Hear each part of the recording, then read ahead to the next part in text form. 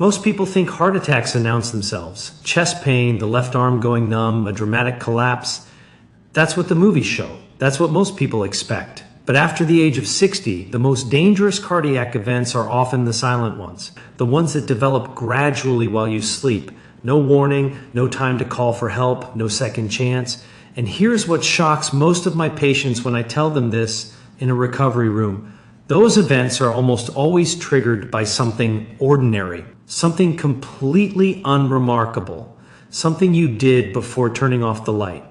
I've spent more than 20 years opening chests, repairing arteries, and holding hearts in my hands. I've also spent more than 20 years watching the same preventable patterns repeat themselves over and over in patients who had absolutely no idea what they were doing to themselves every single night.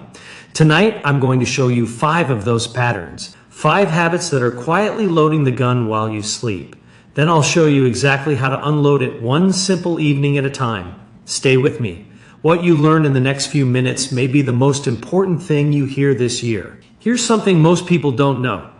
Your cardiovascular system doesn't take a break when you fall asleep. It simply shifts gears. In a healthy body, nighttime is when your blood pressure naturally falls, usually by about 10 to 20% compared with daytime levels. Your heart rate slows, your arteries relax. It's a biological reset, a form of maintenance your body has been performing throughout your entire life. But after the age of 60, that system becomes less reliable. Blood vessels become stiffer, blood pressure regulation becomes less precise. Certain hormonal signals that once protected your heart during the night begin to weaken, and the margin for error becomes much, much smaller. Think of it this way. During the day, your cardiovascular system has backup mechanisms. It can compensate, it can adapt. At night, many of those protective mechanisms are essentially offline. Your body is operating with a skeleton crew. That's what makes the night so different after 60. That's why the hours between midnight and 6 in the morning carry the highest risk of heart attack and stroke for older adults. Not the afternoon, not the morning rush, the quiet hours, the hours when no one is watching but your habits are. Now, here's the part that changes everything. What happens during those dangerous hours is largely determined by what you did before going to bed. The meal you ate, the medication you took or didn't take, the temperature in your bedroom, decisions that felt completely routine. That's exactly what we're going to talk about starting right now with the habit that surprises my patients the most. Let me ask you something. What time did you eat dinner last night? And what was on your plate? I ask every patient that question. Surprisingly, many people over 60 tell me they ate dinner around 8 or 9 at night, sometimes even 10. A full meal, pasta, rice, meat, maybe something fried, followed by sitting on the couch and then going to bed within an hour or two. I understand why it happens. Busy days, family schedules, habits built over a lifetime. But from a cardiac perspective, this routine is quietly harming your heart. A heavy meal late at night is one of the most underestimated stresses your heart can experience. Here's what's happening inside your body. When you eat a large meal, your digestive system demands a tremendous increase in blood flow. Your heart has to pump harder. Your blood pressure rises. Triglycerides, the fat circulating in your bloodstream, rise sharply within 2 to 4 hours after eating. Now, combine that with going to sleep. Your body expects the evening to be a period of winding down, not an all-hands cardiovascular emergency. Instead, your heart is working overtime to digest a large dinner, while simultaneously trying to transition into its nighttime recovery mode. Those two demands directly compete with one another. And for someone over 60 with even a moderate degree of arterial stiffness, that conflict can have serious consequences. Studies have consistently shown that eating within 2 to 3 hours before bedtime is associated with elevated nighttime blood pressure, a higher incidence of acid reflux that can mimic or even trigger cardiac symptoms, and increased risk of cardiovascular events during sleep. The solution is not complicated. Finish your main meal by 6 or 7 in the evening, whenever possible. If you need to eat later, keep the meal light, focusing on lean protein and vegetables instead of heavy, fatty foods. Does your dinner schedule resemble what I just described? You might be surprised by how many people answer yes without ever realizing it could affect their heart. Now, I need you to pay very close attention to this next point because this is where some of the most preventable damage occurs. In my clinical experience, if you're over 60 and you take medication for high blood pressure, and statistically more than 60% of people in this age group do, the timing of that medication matters enormously, far more than most physicians take the time to explain. For most people, blood pressure follows a predictable daily rhythm. It rises in the morning, peaks during the afternoon, and falls at night. But a significant number of people over 60, especially those with hypertension, never experience that normal nighttime drop. Their blood pressure remains elevated, or it actually surges during the early morning hours. This condition is known as nocturnal hypertension. Most people have never heard of it, yet it is dangerous in ways that ordinary daytime high blood pressure is not. While you sleep, your arterial walls are not prepared to withstand sudden pressure surges. A spike in blood pressure at 3 in the morning affects your arteries very differently than a spike at 3 in the afternoon. It is more likely to rupture a vulnerable plaque inside a coronary artery, more likely to trigger the formation of a blood clot, more likely to send someone to my operating table. If you take your blood pressure medication only in the morning, it may no longer be working when your body needs it most. If you forget to take it altogether, you may be leaving yourself completely unprotected during the most vulnerable hours of the night. So what should you do? Talk to your doctor specifically about medication timing. Ask whether your blood pressure medication should be taken in the evening instead of the morning. That conversation takes only 2 minutes. It could save your life. There is strong scientific evidence, including findings from the Hygieia chronotherapy trial, suggesting that taking blood pressure medication in the evening can significantly reduce cardiovascular risk during sleep. That is not a minor adjustment. It is a conversation that could potentially save your life. Never assume that timing doesn't matter. In cardiology, timing can make all the difference. Yet, most people over 60 have never had this discussion with their doctor. Now, I want you to think about someone you know who snores. Maybe it's your spouse. Maybe it's one of your parents. Or maybe it's you. That loud, irregular rumbling sound during the night. Most people dismiss it as an annoyance, something to joke about, something that earns an elbow from a partner in bed. I treat it as a warning sign of heart disease until proven otherwise. After more than 20 years in this field, I mean that literally.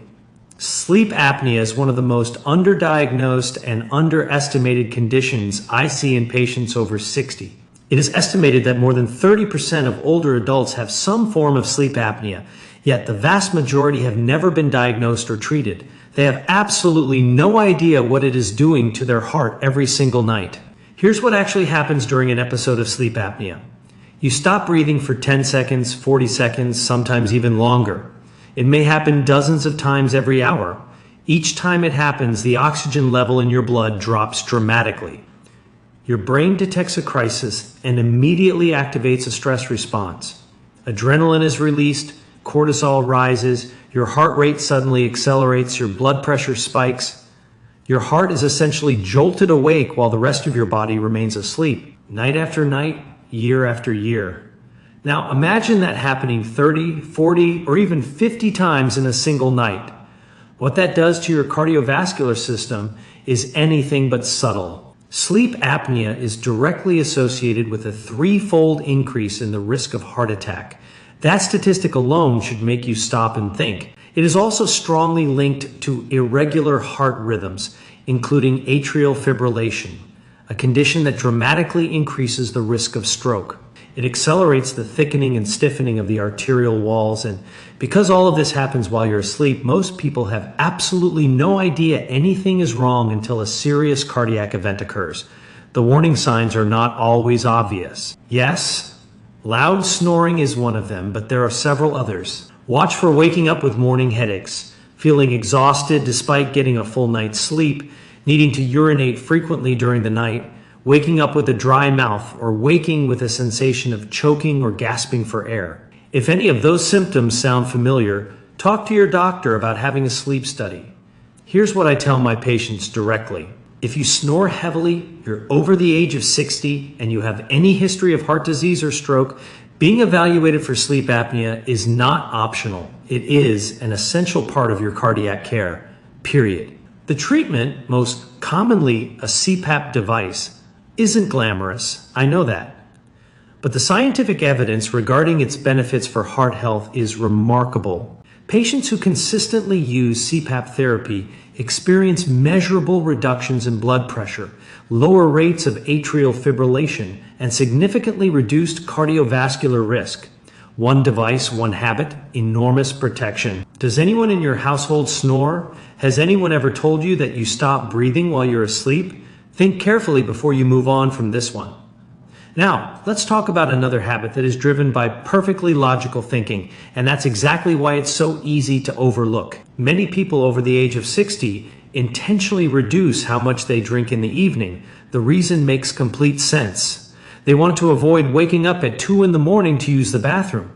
Interrupted sleep is frustrating. Getting out of bed during the night increases the risk of falling. So, they stop drinking fluids after dinner, sometimes even after 4 in the afternoon. I completely understand the reasoning, but from a cardiovascular perspective, going to bed even slightly dehydrated is a significant risk factor, and it's one that almost nobody talks about. When you're dehydrated, your blood becomes more viscous. It becomes thicker. It doesn't flow through your blood vessels as easily. For a younger cardiovascular system, that's usually a manageable inconvenience. For someone over 60 who already has stiffened arteries and plaque buildup, it's an entirely different situation. Thicker blood moves more slowly through arteries that are already narrowed. It is also more likely to form dangerous blood clots. And here's the timing issue that most people never consider. During sleep, your heart rate naturally slows down. Blood circulation also slows. Now, combine that slower circulation with thicker blood in a body that remains motionless for 7 or 8 hours flowing through arteries that may already be partially blocked. That combination, dehydration, a slower heart rate, reduced movement, and underlying arterial disease is one of the reasons why heart attacks and strokes occur so frequently during the early morning hours. Fortunately, the solution is remarkably simple. Drink 1 full glass of water before going to bed. Not a large amount, just about 8 ounces, that's all you need. It's enough to help prevent your blood from becoming unnecessarily thick while you sleep. Keep another glass of water on your bedside table for when you wake up. If you wake up feeling slightly thirsty at 2:00 in the morning, your body is asking for something your heart needs as well. You don't have to choose between getting a good night's sleep and protecting your cardiovascular health. Now, here's another habit that surprises almost every patient when I mention it because it sounds almost too simple to make a difference. What temperature is your bedroom at night? Most people have never considered that question from the perspective of heart health. They think about comfort. They think about personal preference. But your cardiovascular system actually performs best within a specific temperature range. Outside that range, your heart quietly works much harder than it should. Let's start with a bedroom that's too warm. When the temperature rises above approximately 22 degrees Celsius or about 72 degrees Fahrenheit, your body has to work continuously throughout the night to release excess heat. Your blood vessels dilate, your heart rate remains elevated, you sweat more, which increases fluid loss and brings us right back to the dehydration problem we just discussed. Perhaps even more importantly, your sleep quality declines. You spend less time in the deep restorative stages of sleep, the stages during which your heart performs its most important overnight recovery and repair. Now let's look at the opposite extreme. A bedroom that is genuinely too cold, below approximately 16 to 17 degrees Celsius, creates a completely different kind of cardiovascular stress. Cold temperatures cause vasoconstriction. Your blood vessels constrict to preserve your body's core temperature. As they tighten, your blood pressure rises. Your heart has to pump against greater resistance. For someone already living with coronary artery disease or high blood pressure, that increase in nighttime blood pressure is far from insignificant. The optimal bedroom temperature for both quality sleep and cardiovascular protection is between 18 and 22 degrees Celsius or 65 to 72 degrees Fahrenheit. Within that range, your body remains in what's known as a thermally neutral state. Your blood vessels stay relaxed, your heart rate remains low and steady, your sleep stays deep and restorative. One simple thermostat setting, real protection. Everything I've described so far may sound like a long list of things to worry about, but I want you to look at it differently. When you put all 5 habits together, what you actually have is a practical blueprint for protecting your heart every evening. I call it the heart-safe evening routine. It fits easily into everyday life without requiring dramatic lifestyle changes. Here's what it looks like. Between 6 and 7 in the evening, eat your main meal. Choose lean protein, vegetables, and a moderate serving of carbohydrates if you need them. Not an enormous feast, not skipping dinner, just a balanced meal at a reasonable hour. That gives your heart 3 to 4 hours to finish the work of digestion before you go to sleep. Around 7, focus on water and your medications. If Dr. William has not specifically discussed the timing of your blood pressure medication with you, let this be your reminder to have that conversation. For many people, taking blood pressure medication in the evening may provide significantly greater protection. Take that discussion seriously. Between 8 and 9, enter your wind down period. Take a gentle walk, read a book, have a calm conversation. This is also the time to step away from screens, especially the bright screens of smartphones, which suppress melatonin production and keep your nervous system alert much longer than it should be before bedtime. By 9, prepare your bedroom. Adjust the thermostat. Open a window for a few minutes if necessary. Place a glass of water on your bedside table. These tasks take less than 90 seconds, but they matter. By 10, you should be in bed. And here's one final detail that costs absolutely nothing. If you snore, or if someone has told you that you stop breathing while you sleep, try sleeping on your side instead of your back. Sleeping on your back can dramatically worsen airway obstruction. Simply changing your sleeping position can significantly reduce episodes of sleep apnea while you arrange for a formal medical evaluation. Dinner by 7, water and medications around 7, a calm evening until 9, your bedroom prepared by 9, in bed by 10, sleeping on your side. The question is never whether this routine works. The scientific evidence is clear that it does. The real question is whether you will actually follow it. And that's a question only you can answer. Now, I'd like to speak to you honestly for a moment, not as a content creator, but as a surgeon. I have stood beside an operating table at 3 in the morning holding a heart that had stopped because a blood clot formed overnight inside a narrowed coronary artery. I've spoken with families sitting in hospital waiting rooms at dawn, families who had no idea anything was wrong when they wished their loved one good night just a few hours earlier. I have read autopsy reports on people who had been planning their grandchildren's birthday parties only a week before. And in case after case, the contributing factors were not mysterious. They were a late dinner, a missed blood pressure pill, a bedroom that was too warm, a body that quietly became dehydrated, an airway that had been collapsing silently for years while everyone assumed the snoring was harmless. These are not rare or exotic risk factors. They are simply the background noise of millions of ordinary evenings. But that background noise, repeated night after night, year after year, can eventually become the heart attack that no one saw coming because no one knew where to look. Here's the greatest lesson more than 20 years in the operating room has taught me. Most of the hearts I've had to repair did not fail because of bad luck. They failed because of missing information. Information the patient simply never received. Now you have that information. The question is what you'll do with it tonight, not next week, not after your next medical appointment, tonight. So let's bring everything together. 5 habits, 5 solutions. I want you to leave this video with a clear action plan, not simply a vague sense of concern. First, finish your main meal by 6 or 7, 000 in the evening. No Balium extreme diet, just a sensible dinner at a sensible hour. Second, speak with your doctor about the timing of your blood pressure medication. Specifically ask whether taking it in the evening would be appropriate for you. That single conversation could become the most important medical discussion you have this year. Third, if you snore, wake up feeling exhausted. Or if anyone has ever told you that you stop breathing while sleeping, get evaluated for sleep apnea. Once you're over 60, this isn't optional. It's an essential part of protecting your heart. Fourth, drink 1 glass of water before going to bed. Keep another glass on your bedside table. Don't allow your blood to become thicker overnight simply because you wanted to avoid getting up to use the bathroom. Fifth, keep your bedroom temperature between 18 degrees and 22 degrees Celsius or 65 degrees to 72 degrees Fahrenheit. That one simple adjustment helps protect your blood vessels and costs absolutely nothing. Now, I'd like to ask you something directly, and I genuinely appreciate your answer in the comments below. Which of these 5 habits do you recognize in yourself?